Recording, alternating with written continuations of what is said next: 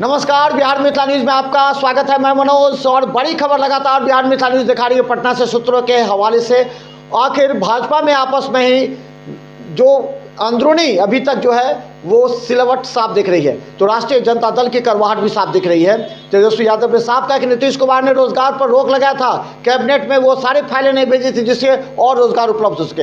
लेकिन भारतीय जनता पार्टी आरोप लगा रही है कि नीतीश कुमार को ही अलग कर दिया महागठबंधन से। हमारे साथ दो युवा तुर्क नेता हैं जिनके कंधों पर यहाँ के अपने दल की जो उत्थान की जिम्मेवारी है, और वक्तव्य देने हमारे साथ भारतीय जनता पार्टी से हैं अंकुर गुप्ता। अंकुर जी, आपका स्वागत है। धन्यवाद। तो दूसरी तरफ बताते हैं राकेश नायक है, राष्ट्रीय जनता दल के नेता हैं। राकेश जी, स्वागत है। बहुत बहुत धन्यवाद मनोज जी आपका। तो चले, बहुत बड़ी बात हो चुकी है कि बिहार में पलटू राम एक बार फिर पलट गए हैं, लेकिन भाजपा नहीं बोलेगी कि वो पलटू राम है। भाजपा ने कहा था कि किसी भी कीमत पर दरवाजा नहीं खुलेगा, और फिर दरवाजा क्या बड़े स्वागत के साथ दरवाजा खोल दिया। ये राजनीति में हो क्या रहा है? कुछ तो स्टैंड होगा ना। बताइए अंकुर जी, क्यों दरवाजा बंद कर दिया था आपने? सम्राट चौधरी ने पगड़ी तक कहा कि जब तक नीतीश कुमार को गद्दी से नहीं उतारेंगे पगड़ी नहीं उतार, फिर कैसे रख लिया आपने? अंकुर जी।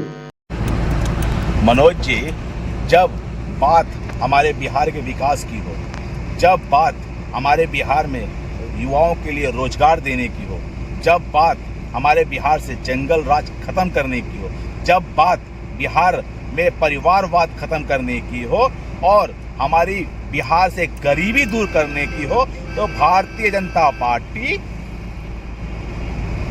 समझौता बिहार को लेकर, अपने प्रदेश को लेकर वो कर सकती है।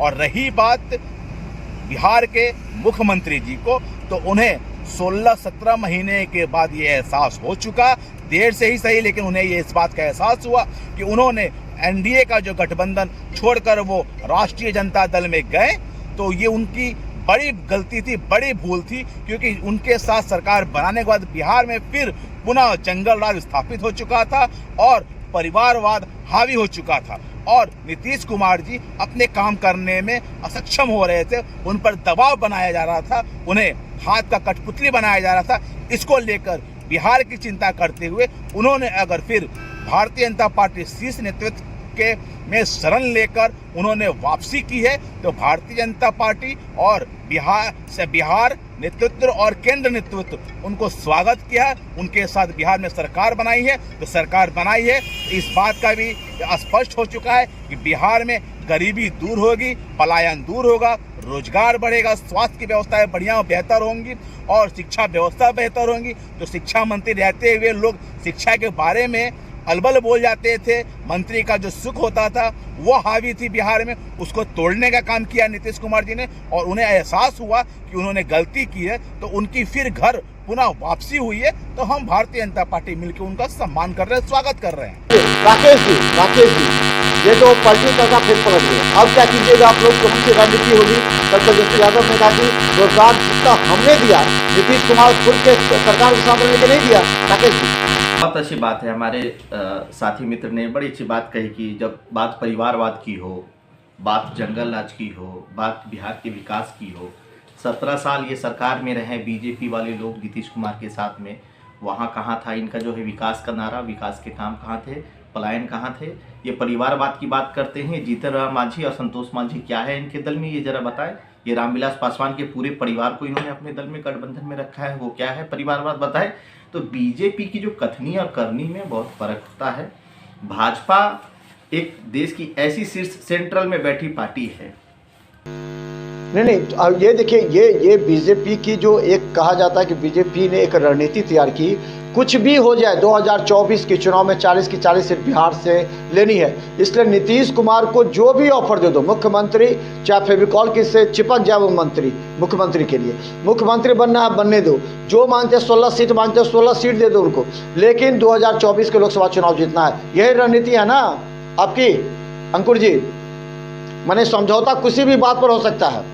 ये 2024 की चिंता हमारे साथी जो बैठे हुए हैं वो चिंता ना करें, क्योंकि 2019 के लोकसभा, क्या आपको चिंता नहीं है क्या? हम बता रहे हैं, आपको चिंता नहीं है 40 सीट जीतने की?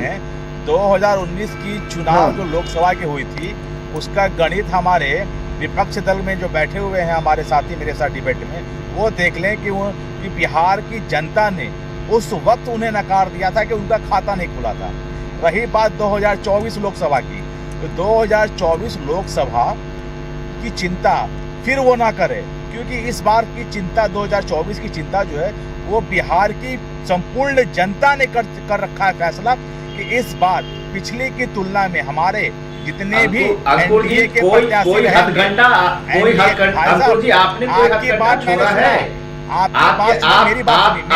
आपके दल ने किसी ये डिबेट का मतलब नहीं। आपकी बात मैंने मैं क्यों चिंता करूंगा? मैंने आपकी बात मेरी बात अंकुर जी, मैं आपको यहाँ रोकना चाहूंगा। आपने कहा कि मेरे साथी चिंता ना करें। भाई मुझे क्यों चिंता हो कि आपके 2024 में आप कितनी सीटें जीत रहे हो, नहीं जीत रहे हो? हस्तक्षेप करेंगे, उसकी चिंता तो आपको रेखा देकर उसको भंग करेंगे। ये राष्ट्रीय जनता दल की पुरानी नीति रही है।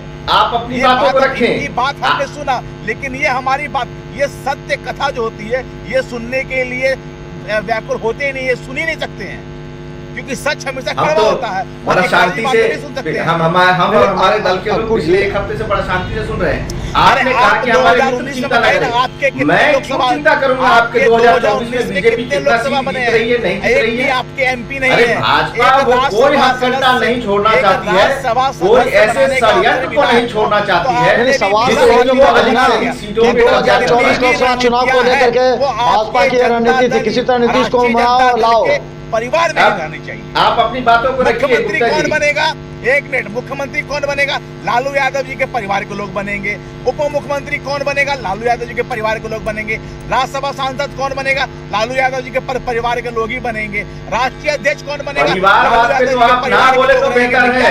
अरे आप परिवारवाद, लालू यादव जी ने अमित शाह का बेटा जैसा कौन बनेगा वो मोदी जी तैयार करेंगे। लालू यादव जी अकेले उस अमित शाह का बेटा जैसा कहाँ बैठेगा वो मोदी जी तय करेंगे। वो वहाँ पे बीजेपी की बोलती बंद हो जाती है। आपने बिहार के गठबंधन में किन किन लोगों को लिया है? मांझी जी को और मांझी जी के बेटा को मंत्री बनाने का काम किया है आपने। आप रामविलास पासवान के पूरे परिवार को अपने दल में, अपने गठबंधन में रखते हैं। वहाँ कहाँ पे परिवारवाद की नीति आपकी खो जाती है?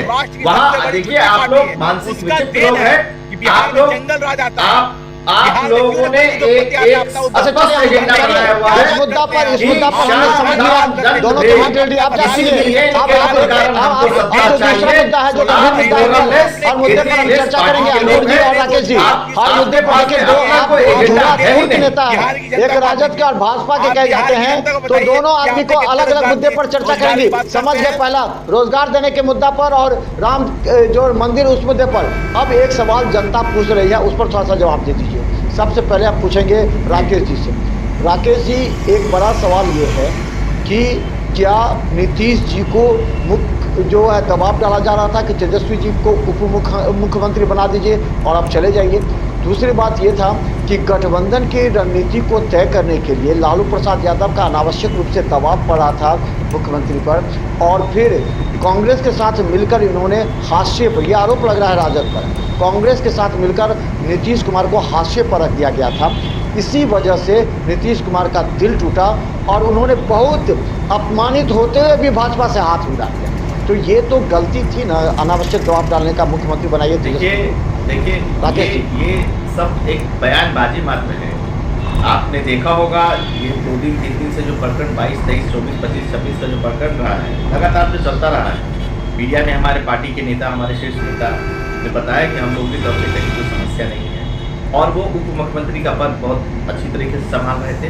नीतीश कुमार जी को इस बात की चिंता खल गई कि 17 साल भाजपा में रह करके और 17 महीने राजद में रह करके जितनी उपलब्धि राजद के लोगों को, और राजद के पास जितना मंत्रालय था, चाहे वो स्वास्थ्य का हो, 500 बेड का हॉस्पिटल देने का काम उन्होंने समस्तीपुर में किया, चाहे वो टूरिज्म डिपार्टमेंट को देख लीजिए, चाहे वो IT सेक्टर को आप देख लीजिए, आप मेडल लाओ नौकरी पाओ की जो योजना देख लीजिए, आप एजुकेशन पाइए और नौकरी पाइए की योजना देख लीजिए।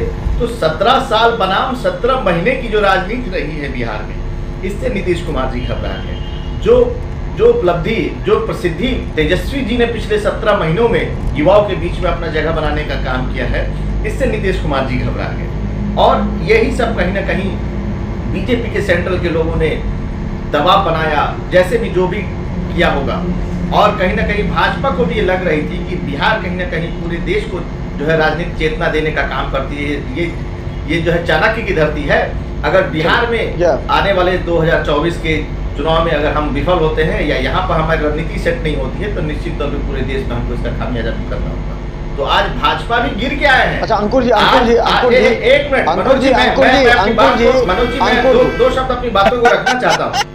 ये गिर के आए हैं। जो इनके डिप्टी सीएम है, इन्होंने साफ कह दिया था कि नीतीश कुमार रद्दी के खाते में रखने लायक है, रद्दी कागज की समान है, आज उन्हीं को गले लगाएंगे।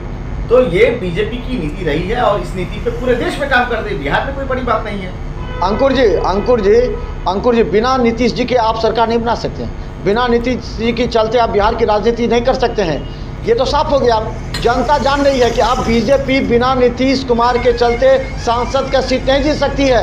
इसीलिए आप लोगों ने कंप्रोमाइज़ किया है। इसके बावजूद भी दरवाज़ा बंद करके मर जाएंगे, मिट जाएंगे, लेकिन भाजपा के साथ नहीं जाएंगे। सारा गठबंधन बात तोड़ करके आपने केवल सीट के तालमेल के लिए, जीतने के लिए बिना नीतीश के नहीं जीत सकते। अंकुर जी, इसलिए रणनीति जनता कह रही है। आप जो अभी कह रहे हैं कि भारतीय जनता पार्टी बिना नीतीश कुमार जी के बिहार में सरकार नहीं बना सकती है, तो शायद मुझे लगता है कि सुनिए, तो हम भी जानते हैं, आप भी जानते हैं, आप भी जानते हैं, हम बताते हैं आपको, शायद ज्ञान का अभाव हो। 2014 में जो हमने लोकसभा का चुनाव, नहीं हमको ज्ञान का अभाव है, और आपको ज्ञान का अभाव नहीं है। जो मर जाएंगे वो नहीं जाएंगे। आप जनता को बांट रहे हैं, ज्ञान जनता को बांट रहे हैं। नीतीश जी को लोग स्वीकार नहीं कर रहे भाजपा में, आपके चिराग पासवान स्वीकार नहीं कर रहे हैं, आपके समाजवादी स्वीकार नहीं कर रहे हैं, विजय सिन्हा स्वीकार नहीं कर रहे हैं, और आप ज्ञान बांट रहे हैं। ज्ञान बांट लीजिए।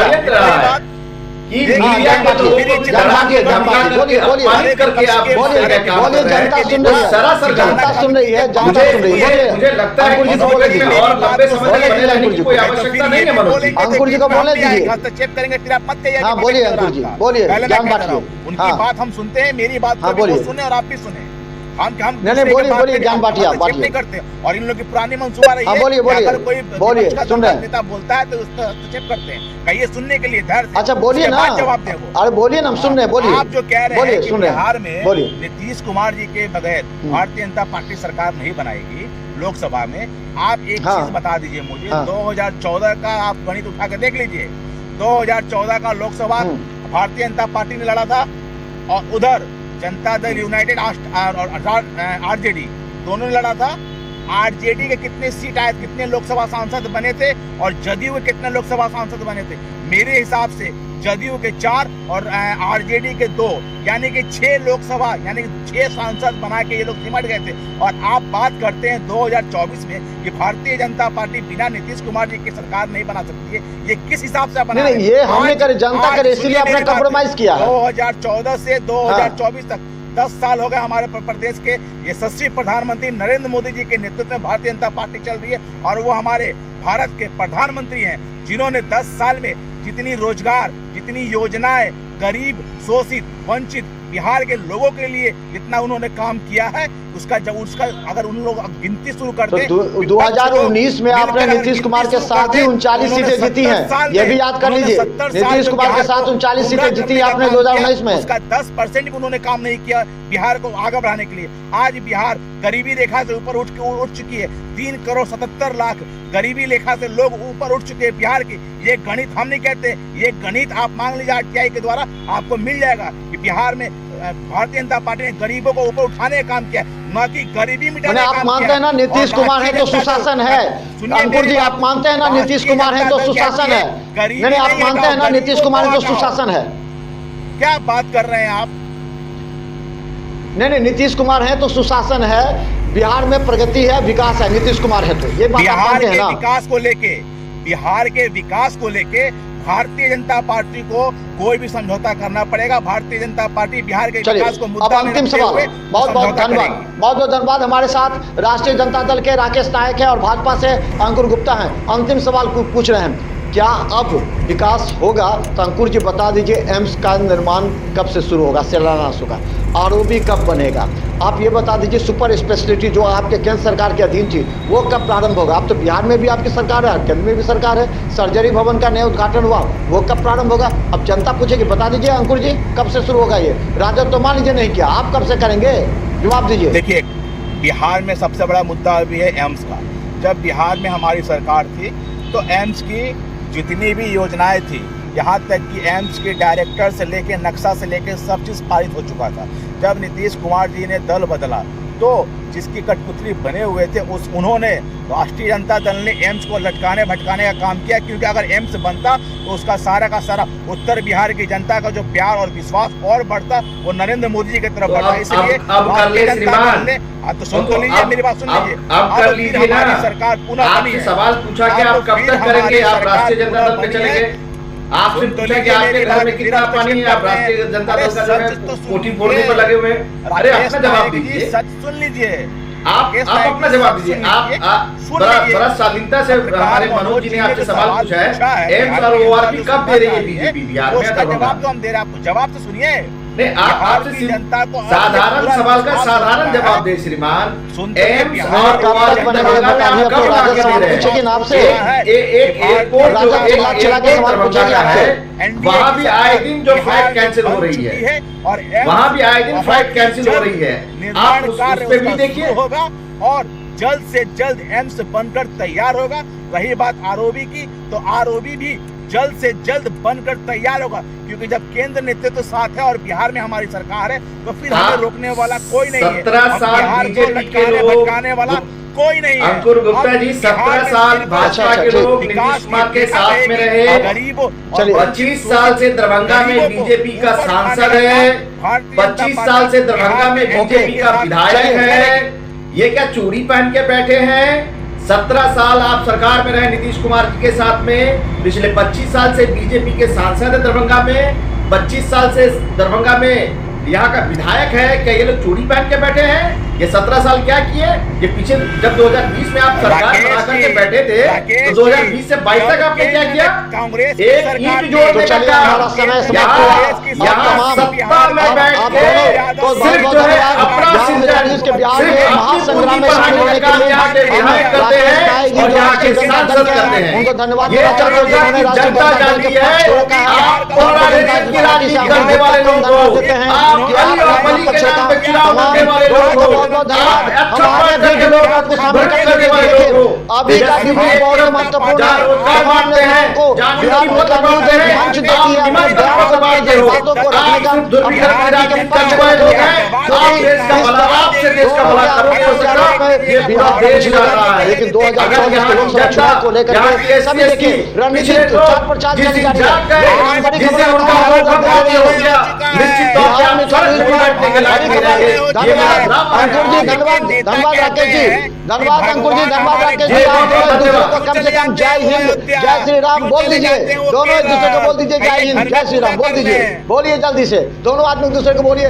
दोनों अच्छे प्रवक्ता हैं, दोनों अच्छे बोलते हैं और जनता के सामने पार्टी का पक्ष रखते हैं। लेकिन हम आपको बड़ी खबर बताएंगे कुछ देर में। देखिए क्या अली अशरफ फातमी राष्ट्रीय जनता दल में शामिल होकर दरभंगा लोकसभा सीट की दावेदारी करेंगे।